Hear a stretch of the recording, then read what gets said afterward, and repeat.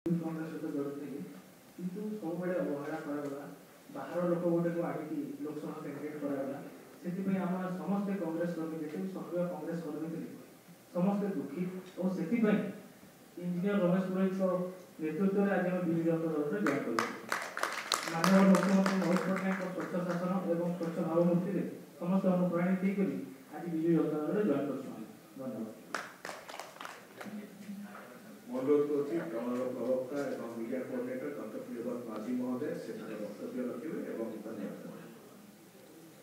पाटनागढ़ विधानसभा आसीथिबा engineer Ramesh Chandra पुरोहित को नेतृत्व में कांग्रेस दल परित्याग कर विजु जनता दल में सब भाई मान को स्वागत करुच्ची।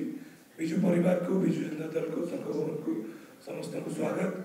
माननीय मुख्यमंत्री नेतृत्व में गोटे विकसित ओडिशा गढ़ाई बलांगीर जिला आरंभ करके समस्ते आज जो विजु जनता दल जॉइन कर भावुँ जे बलांगीर लोकसभा पाटनागढ़ विधानसभा विजु जनता दल आहरी सुसंगठित हम आम आगामी निर्वाचन में आम बहुत भल रेजल्ट करूँ। बलांगीर जिले में प्रिंट और इलेक्ट्रोनिक मीडिया को बहुत बहुत धन्यवाद।